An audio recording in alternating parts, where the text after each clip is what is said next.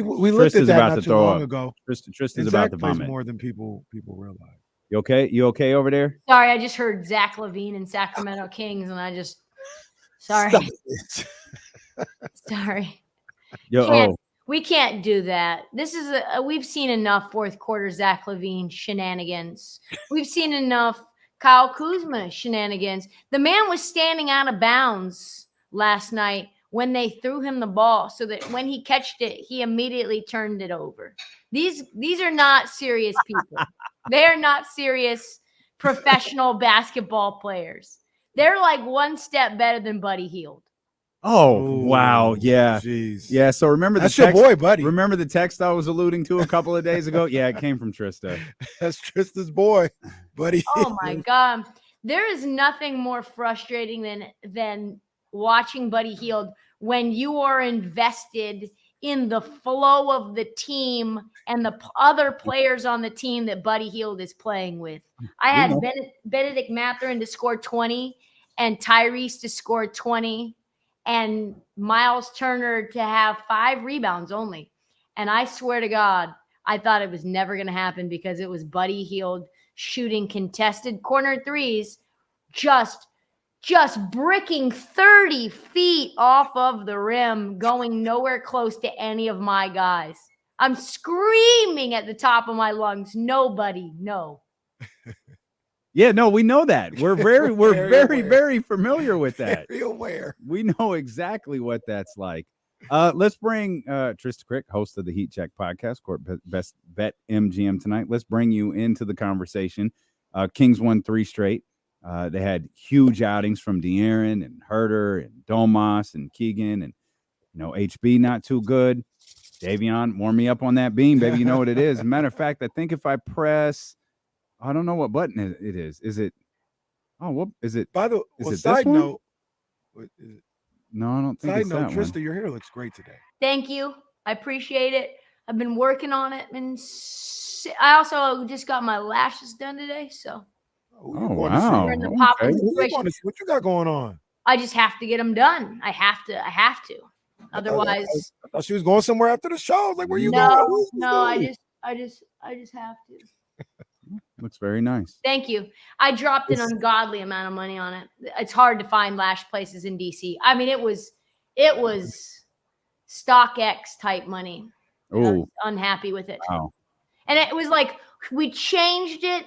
Don't mean to get us too far off track. We changed it mid-appointment. Like I knew in my mind what the number I had in mind was. And then she was like, well, like I think it's probably better to go volume, a little more, a little more dark, a little more pop. And I was like, sure, thinking it's like $25 more. I think it's like $100 more for that. Oh my God. Wait, what was the number? For what? Oh my. Oh my God. Damn. Oh my God. They say this is part of it. This is part of the women's. In New York, it's like 165. I would have took that train. I thought about it. I've been doing that. Cheaper. But it is actually, if you book it far enough in advance, it's probably cheaper to go for a day. But I don't got time like that. I'm about to move. I was like, and it was less that I had booked it for. I think it was like 2 something. And then you've got tips, all included. When you see the 20%, you're like, sorry, baby, you're not getting 20%. I'm sorry. I'm not spending $70 on. You get it all. You're the owner. You're the operator. It's all you. There's no man stealing it. So Impact 316, wasn't I included with that? That's a good question. Goodness gracious. Like good job, I mean, it's not on that level, but the haircuts is crazy. I've been trying to book Reese's every other week. Yeah. Yo, yeah. The hell's going on here? Yeah. How much is a haircut? Go too seriously. It's like $60 for when Reese's. when you're throwing the tip, it's $60, and that's why it costs more if you gotta get the straight edge to your face. Wedding day, I got in the chair for the first time in a while. Mm-hmm. That was $125, $130 day. Yeah. Well, okay. How much do you guys spend on your grooming habits? okay, let's get back to this question. Is there an acquisition that the Kings can make that takes them to one more level? And we see good teams do this all the time, make acquisitions around the trade deadline. We see championship caliber teams make moves at the trade deadline. It's not a team. It's not a move that turns them, oh my gosh, this is a 6 seed into a 1 seed. It's just a move that takes them up one more notch. Obviously, Zach LaVine is, there's the Chicago discussion out there. The DeMar DeRozan, I think, might be a discussion for those on the radio. Trysta just threw up again. Kings fans, for whatever, won't accept the L regarding Kyle Kuzma. Is there a move to be made? It's such a great question, and I don't know that there is right now. You kind of feel like the Denver Nuggets to me, in the sense of like, this is going to be a process, and it's going to include guys getting seasoning, right? And Keegan is the number one guy that's got to sit on the grill a little longer. He's got to marinate in the Ziploc a little longer, because when he's fully mature and when he's at the height of his powers, I faded him for the first time all year, under 19.5 against my Blazers. And that was never hitting. Like, he went nuclear. When he's his best, he's like one of the best wings. Like, him and his best will be one of the best wings in the league. So he needs to, his defense, his rebounding, his shot making, not just the catch and shoot stuff, not just the off the dribble threes, just the ability to get into the mid range, score on all 3 levels, that dunk. He showcased and put it all on display. So I think he needs to get seasoned. And I think an OG almost would take him out of the seasoning. I don't know that necessarily those 2 guys on the team are the best for the upside of the Sacramento Kings, in my mind. Who is that? I mean, you definitely need to increase some depth, right, in terms of like backcourt backup positions. I like Keon. I don't know what he's going to be, right? But I think it's like almost like when Denver went and got Aaron Gordon. You're going to need to get somebody that can operate in the dunker spot, maybe allow Domas to stay out of foul trouble. We see that the 2 center approach can actually work now, 7, 8 games in, 9 games in with Minnesota, if you have the right scheme. Adding new pieces changes what Mike Brown has to do, so that would take time as well. All these are factors and wrinkles that have got me somewhat stumped, but Zach LaVine is not the answer. So I take it Kyle Kuzma isn't either. No. I'm not disagreeing, but now I'm trying to think about, because you talked about back. Tyus would be an amazing pickup. Tyus Jones. He would be an amazing second unit. Can score, can facilitate, high assist to turnover ratio, can calm guys down, not a negative defender. He would be someone that would help for sure. Somebody like him. This guy doesn't fit the defender role, so maybe it's not a good one, but Kobe Jones as a backup. What you think? No? I want none of the Chicago Bulls. Kobe White? I mean, yeah, Kobe White. Like, why can't Kobe Jones do it now? Kobe White. Yeah, I got you. yeah, Kobe. A lot of Kobe's in the. I love that TK played through that too. She was like, "I know what my guy means. I got you. I got you." A lot of people talk Caruso too. Caruso absolutely would help you. Yeah, absolutely, because he can play on the ball, off the ball. He can be a point guard. He can be a 2. You can allow De'Aaron. I mean, that's absolutely a guy that if you can go out and get him, I don't know what he's going to cost. He's on an awesome contract too. He absolutely is in the ilk of Drew Holiday. Did you see what he did to Kevin Durant? He put him in absolute hell on earth. Kevin Durant wants himself some Alex Caruso too. He's the belle of the ball, I think. Alex Caruso. You know, Interesting. I keep coming across this this Twitter feed. The Legends NBA Twitter feed is amazing.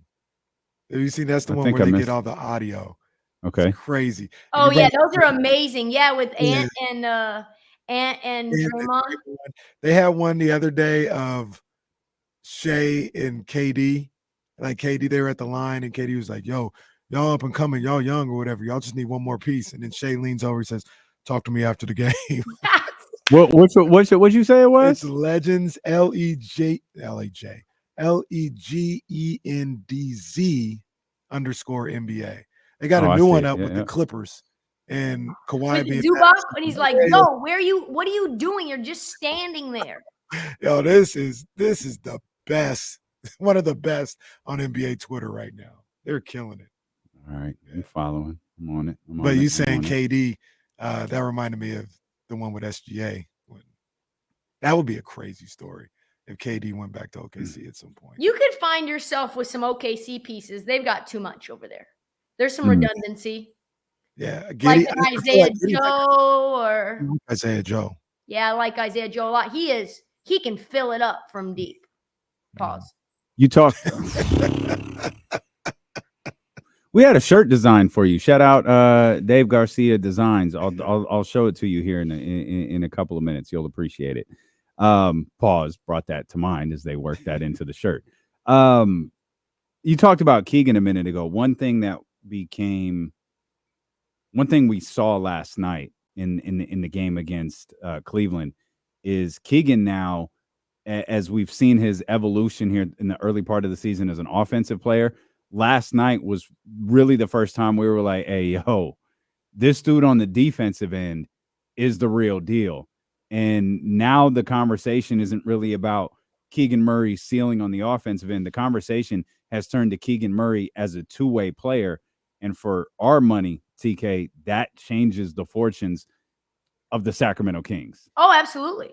He's that guy that if he could be, I mean, he's very athletic, rangy, obviously has a super high release point, but all of that wingspan with a good basketball IQ on the defensive side of the ball, that's everything. Like that's better than, you could say, okay, well, I'm going to say something very controversial. I am high enough on Keegan, and you guys know how I felt about him before the draft. I wasn't super high watching him at Iowa. But I want Keegan Murray more than I want Jaylen Brown. Wow.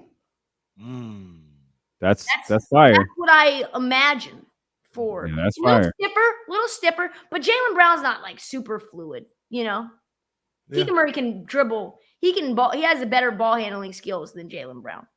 You know what's crazy about Keegan, and I think what really helps him is he's not asked to lead a franchise. No. The guys that you see in this situation, you say, hey, number 4 pick, we want you to come and lead the franchise. Not only is he not the number 1, right now, he's not the number 2. Maybe he reaches those heights. But I say all this to say it allows him to comfortably elevate his game. You know what I mean? Nothing's rushed, nothing like that.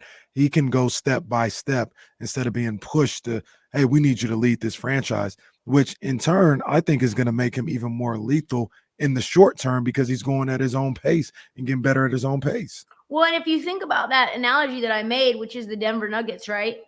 So you've got a guy like Jokic who plays like Jokic in Domas. He's obviously not the same guy, so don't kill me, right? But that's the type of way that you want to run things. Then you've got a guard down crunch time that you can get give the ball to and get you a late game bucket in De'Aaron. That's Jamal, right?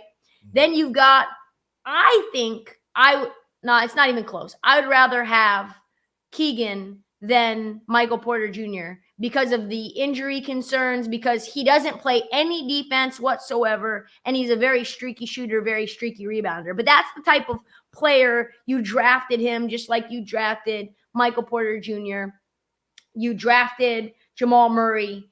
You didn't draft Domas, right? But same thing, same sort of ilk. You need that 4th piece, which is the Aaron Gordon.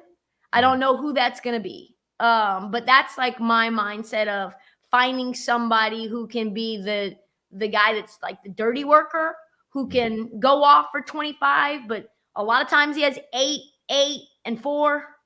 But really good defensively and can keep your center out of foul trouble and keep him from becoming a defensive liability. Is there any question to you that De'Aaron Fox is an NBA superstar? No. 0. Just making sure. It was always met with like caveats before. It was like, oh yeah, no, De'Aaron, he's a star. He's good. There was something about watching him last night where I was like, no, this dude's a superstar, like in the league. Like, and I told people Casey, are terrified of him. They are. I think you saw it in the series with the Warriors.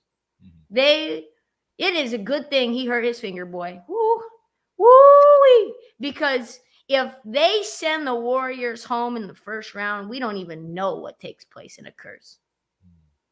Yeah. He would have hated is to see it too. Our dubs. He's one of them dudes though that, like you said, he's got other coaches up late trying to figure out ways to slow him down. He's gotten into that category, you know, this Trysta, where it's like, well, you're never going to stop him. You know, you just want to make sure he works hard for his buckets. Like that's how I was talking earlier about Donovan Mitchell. Like you're never going to stop Donovan Mitchell. Yeah. But you just want to make him work hard. Like Fox has entered that category, and the shot continues to get better. That's the one thing people keep talking about, where it's like, man, if the shot gets there, he could be lethal. Well, the 3-point shot is continuing to get better, but he is automatic from 15 to 17 feet. And now, you know, with the shooters around him on this team, it's the perfect system for him as well. And you could see him getting back into the teams that had James Ham on last week, the Hammer, to talk about what was going wrong. And I said this to you guys last week as well. I'm not concerned about the Kings until I have 10, 15 healthy De'Aaron Fox games. And all I needed was 1. I am not concerned. Everybody's better around him. Domas productive, Keegan productive, Kayvon productive, all based on the gravity that he has when he's on the court that you need. And Malik coming off the bench, that's the perfect role for him, not worrying about being the main scorer. That he is the linchpin of everyone working, and he's going to get a lot of those dudes paid. Already has. Domas, ching. How much have you tapped into Dallas this year? Not as much probably as I should. What I would say about it is I'm stubbornly skeptical. Because the schedule just isn't hard yet. They just have faced no one. So the Spurs don't move me as a quality win. If you can't beat the Nuggets, the Rockets actually, I think, are very good. The Rockets are going to cause a lot of problems. I watched a lot of them. I like Şengün a lot. Yeah. But Dallas, to me, it feels like we don't know what they are until Luka's body starts to go, which we know that happens at around the 30-game mark. Right around past Christmas is when we have to wonder how After many holidays. Them holiday meals. after turkey and mashed potatoes and cornbread and greens and whatever else Luka's eating or not eating. Probably a lot of junk food, just heavy stuff. You know, and on top of that, it's just a lot of miles on him. He's got a very high usage rate. So when Luka puts up 35, 40 points a game, they're going to win games. That's just what they're going to do. That's kind of like simple. Kyrie has been incredible. Kyrie has been, I would say, understatedly good. And so if he can continue that, that's important. Their defense has to continue to trend in the right direction. I'll dig into them a little more, but I think I still have reservations, even though they're atop the standings. Can you do us a favor and make sense of Zion Williamson's quotes the other day? I have no idea what he was trying to say, what he meant, but none of it sounded good. Yeah, I mean, I think what we know is what the team knows, which is Brandon Ingram and Zion. I just don't quite feel that it's like ham and egg, I just don't feel like it's a round peg, round hole, kind of not quite how it's going to work. And so in order for it to work, I think both sides are going to have to sacrifice and alter their game. Excuse me. And Zion's like, I don't really know if I want to do that.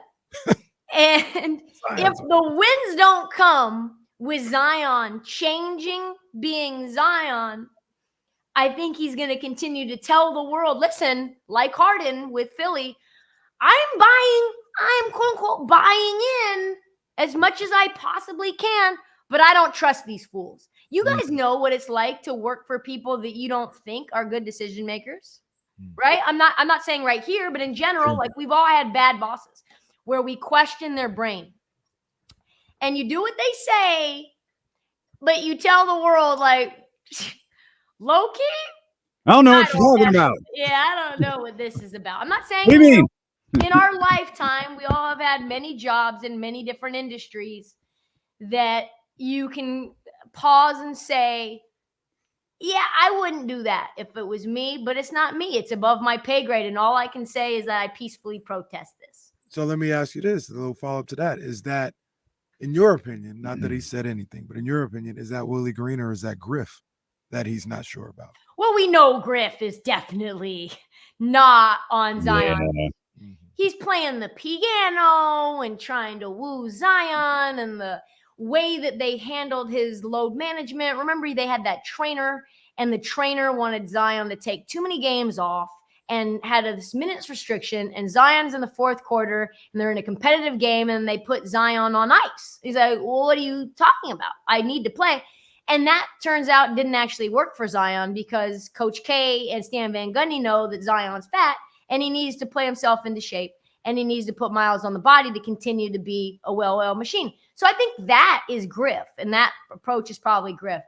Willie Green is, I think, a really good coach. We've seen with the Suns, we've seen with the Warriors that he's got the acumen. He had them boys playing really well against the Suns in the first round without Zion, took them to the brink of disaster.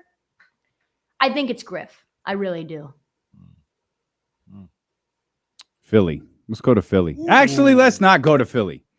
Let's talk about what you talked about on the recent edition of the Heat Check podcast. Let's talk about the link between the 76ers and the Los Angeles Clippers. It is such a relief to be out of a toxic situation. If you're Embiid, if you're Tyrese Maxey, I mean, this has been a saga, right? You're just worn out. And I wouldn't have blamed Joel Embiid if he would have become ready to move on from whatever is the bad mojo that is Philly, right? You had the Ben Simmons thing. You had the Tobias over Jimmy Butler thing. It was really like working with Jimmy, but Ben and Tobias didn't like Jimmy. So he goes, then Ben, becomes this fragile, I have to go. That whole thing is drama. And now the Harden thing. So like they've been dealing with this for 3 years. And now that it's over, Tyrese Maxey has exploded. And he is, I was joking about this today. I put it on Twitter. Remember when Dan Le Batard said that Tyrese Maxey was just a black Tyler Hero on a rookie scale deal? Yo, yes, he did. I will find it and I will quote. I believe you. I hadn't heard that. He was like Maxey is Tyler Hero. He's just like, Maxey is just a blacker Tyler Hero. It's like, no, he's not, like, at all. So Maxey's been amazing. And I think that shows you too, culturally, that Maxey's that vibes guy. You can tell he's just high energy, playful. The game, like Steph, is just fun for him. He just happens to be really good. And guys gravitate towards that, love being around that. He's invigorated Embiid as well. So that's like all working. And then meanwhile, you add Harden to the Clippers, and that's just a disaster. in every way. They're one of the worst teams in offensive rating, defensive rating, win-loss, just assist to turnover ratio. James Harden doesn't know, and nobody knows what their role is. And Russell Westbrook certainly is the worst off of not knowing his role. Yeah.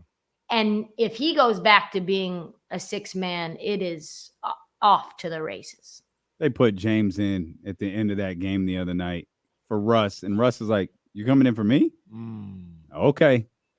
Airballs the corner, catch and shoot three.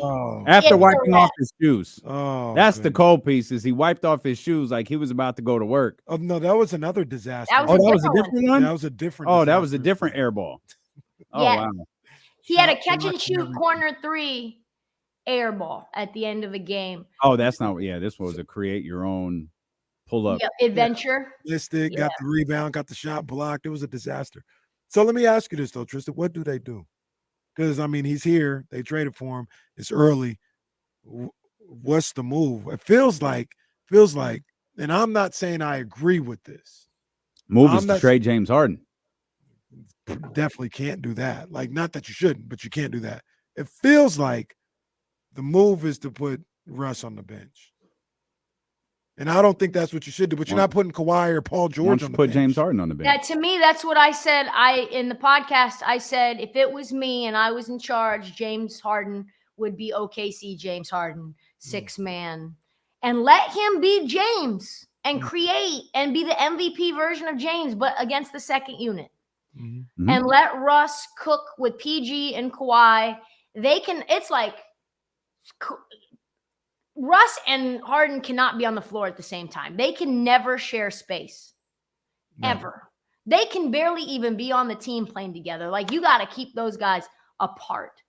And maybe you stagger PG a little bit with Harden, but also with Russ and Kawhi.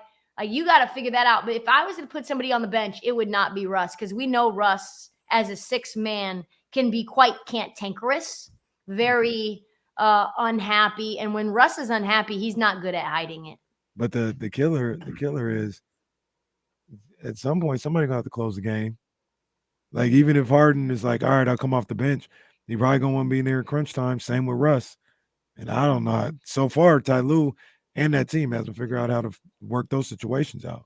Let alone neither one of them should probably have the ball. It should be Paul George or Kawhi. Ty Lue gonna have to find out what buttons to push. Like he's his most famous moment is cussing LeBron James out. Well, you're gonna have to find a moment to figure out how to work, whether you want to or not, or whether you wanted to or not. The fact is, it's here. You got to figure out a way to make this James Harden thing work, or this Clippers ship is going down. They could use Alex Caruso. Oh. They won't get him, but they could use a guy. They could use a Trey Jones or a Tyus Jones, or I know that DeLon Wright is injured, and he's probably going to be gone a while. But like somebody that can just like make better decisions and is going to get the ball to the guys who need the ball in their hands down in the clutch. Because James and Russ want to score. That's what they want to do. And they are no longer valuable scorers for you. And Russ is a really good scorer in transition. And like Ty Lue, let's be honest, Ty Lue is not helping James by any means. Run pick and roll.